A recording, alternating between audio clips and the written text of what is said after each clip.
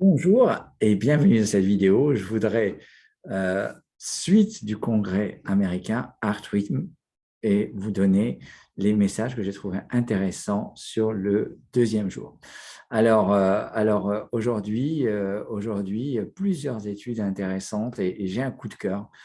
J'ai vraiment un coup de cœur qui est une étude qui s'intéresse à la stimulation et à l'ablation épicardique dans le syndrome de Brugada. Et ça, c'est juste énorme parce que ça pourrait révolutionner une partie de la prise en charge. Ce n'est pas la première fois qu'on en parle, il y avait déjà plusieurs études. Hein.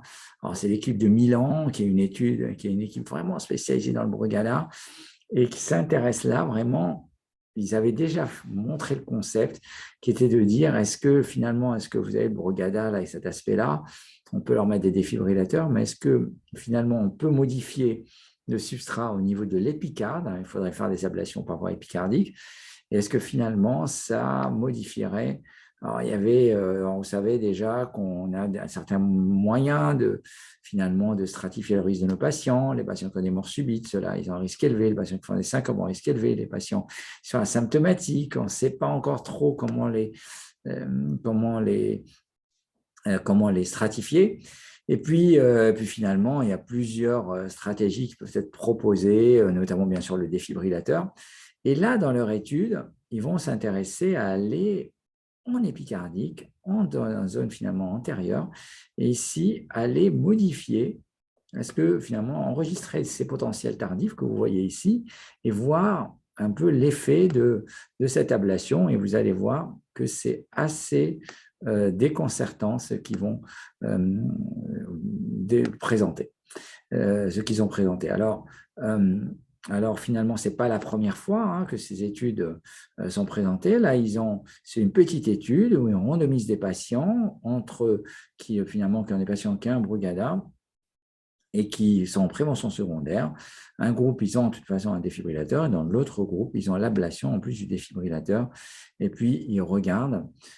Donc, c'est des patients qui ont eu soit un arrêt cardiaque, soit au moins un choc approprié par leur défibrillateur.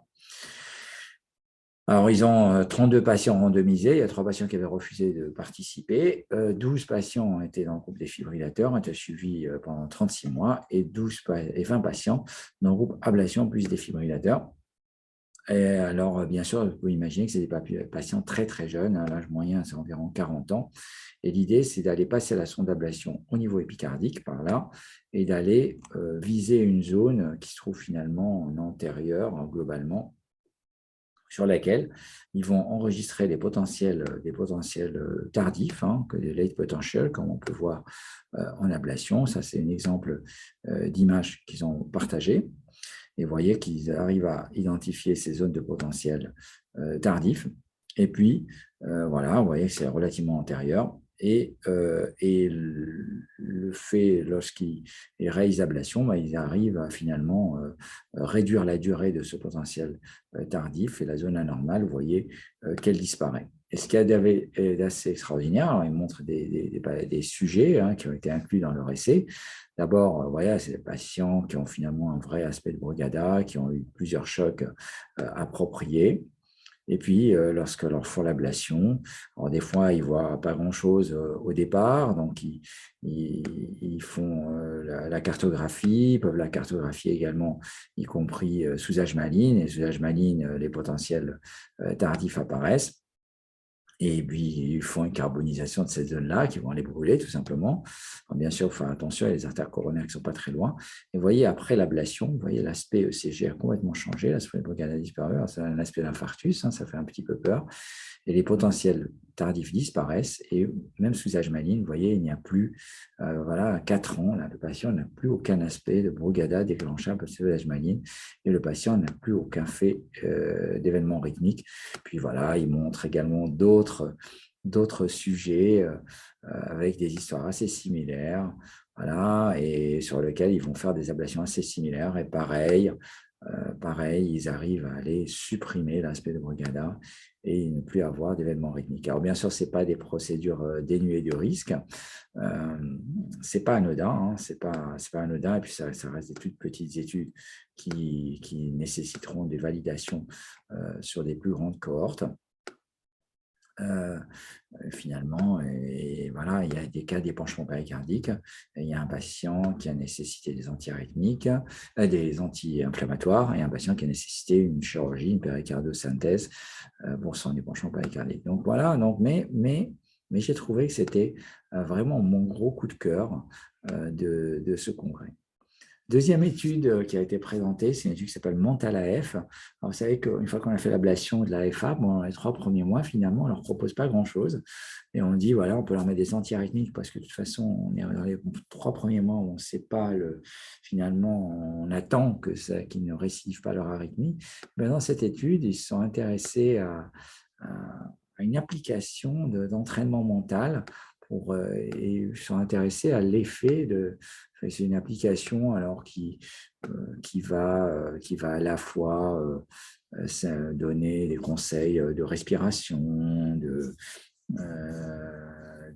gestion de l'activité physique, la manière de ressentir les épisodes, d'arythmie, etc.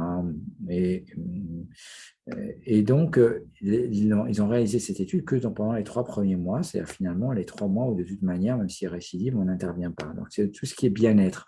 Donc, ils ont inclus la relaxation, l'exercice de relaxation, d'imagination, de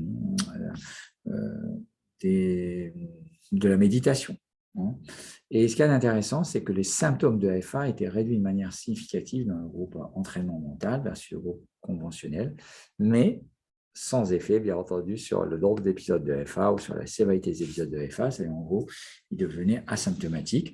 Mais ce n'est pas inintéressant, parce que de toute façon, jouer sur le mental, c'est un élément qui est toujours important. Et voilà, donc j'espère que cette étude vous a intéressé. J'ai trouvé quelques également autres études intéressantes. Il y a une étude qui s'est intéressée à mettre des haltères implantables à des patients qui ont fait des AVC dont il y avait une cause, c'est-à-dire une athérosclérose ou des anomalies des artères à dessiner cérébrales ou des anomalies des petits vaisseaux. Mais finalement, lorsqu'ils leur mettaient des haltères implantables, ils trouvaient 4 fois plus